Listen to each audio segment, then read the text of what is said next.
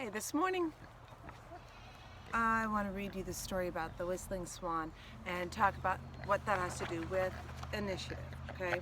That is our character trait for the month of April is initiative. And let's look at those I wills again.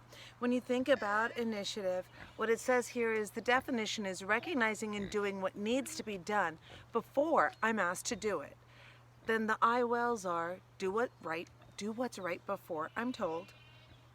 Not put off until later what I can do now, do my part for the team, be part of the solution rather than part of the problem, and look for ways to help others, okay?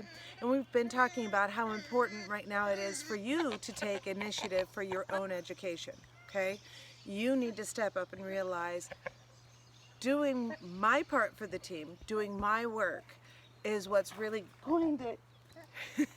going to help me get a stronger brain and continue to grow and learn as a person, okay? So let's see how whistling swans take initiative, okay? So, the whistling swan. Flocks of birds gathered one evening along an empty beach. They were preparing for their long migration to northern breeding grounds. Large ones, small ones, green ones, blue ones, and yellow ones gathered by the thousands. Most of the birds were content to wait and rest before starting their long migration. Whistling swan, the large white birds with long, graceful necks and jet black bills, were the most eager to get going. They had a long trip ahead of them to their summer nesting grounds. They called back and forth to one another as they waited for the first one to take flight. The spring migration of the whistling swan to the northern polar regions is always more hurried than the return trip in the fall. The season for laying eggs, hatching and raising their young is shorter than for most birds. Sometimes the swans have only 8 weeks between the time they arrive in the spring and when the lakes freeze over in the fall. It wasn't long before the swans' eagerness prompted them to take the initiative and be the first to leave. Lifting into the air with strong, steady wing beats, the large swan rose higher and higher in the evening sky. Initially, the flock seemed confused. They circled each other, first flying in one direction and then in another. Gradually, the tiny magnetic compass inside each of their brains turned the group north. Still, the flock struggled. Though they all flew in the same direction, there was no order to each of their flights. Each bird fought against the wind, all alone. After a few miles, the younger birds tired and started looking for a place to rest. Gradually, the whole flock slowed and began losing altitude.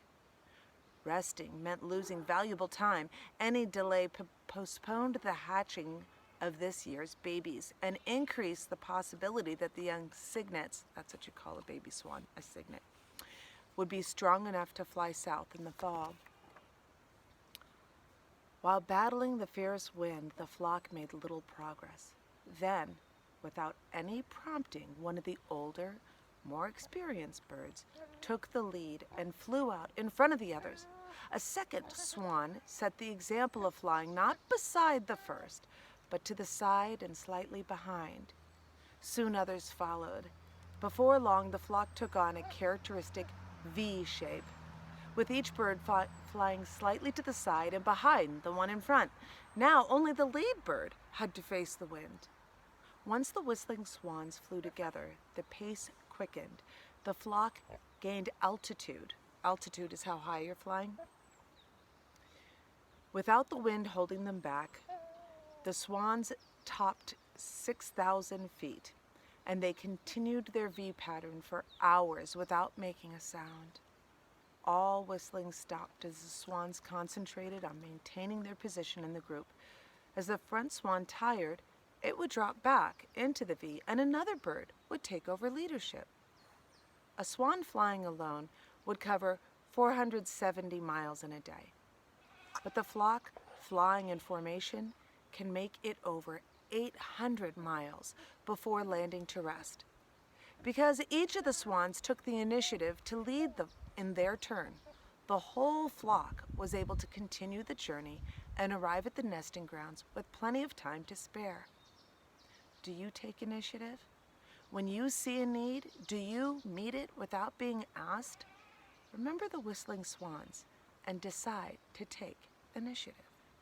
So, we've seen swans, well, I know that here we've seen geese flying in that V formation that you see up in the sky, and there's one in the front, and then they go back. And the reason why they do that is just like it said in the story. Only the one at the very front then needs to fight the wind. And the remaining swans can kind of ride in the tailwind of the lead swan. That lead swan, they don't vote and decide. It isn't someone who's put in that position by their dad says, okay, now you lead. That swan has to take initiative. That swan sees, wait a minute, I see a job needs to be done. Someone needs to take the lead. They didn't sit back and say, I wish somebody would take the lead. Who's going to take the lead? We really need someone to take the lead. That swan recognized there's a problem and decided, I can do something about this. I can take the lead. That's what's initiative. That is what initiative's about. It's about recognizing a problem or an issue, taking responsibility, saying, I'm the one who can do this, and then doing it, okay? So with your education, you're the one who can do this. You have plenty of things in your packet you can do all on your own. You need to take initiative. You need to say, hey, I can do this. This is my education. This is making my brain smarter. This is making me stronger. This is improving who I am. I need to take this on without your parents having to say to you, you need to get that work done. Get that out. No. Take initiative. This is on you, okay? So, yes, we can do this. And I'm here to help. Call me, text me, email me. I am here to help you. So if you have any issues, I can help you there. But take initiative, okay? All right, guys. See you next week, and we'll talk a little bit more about initiative.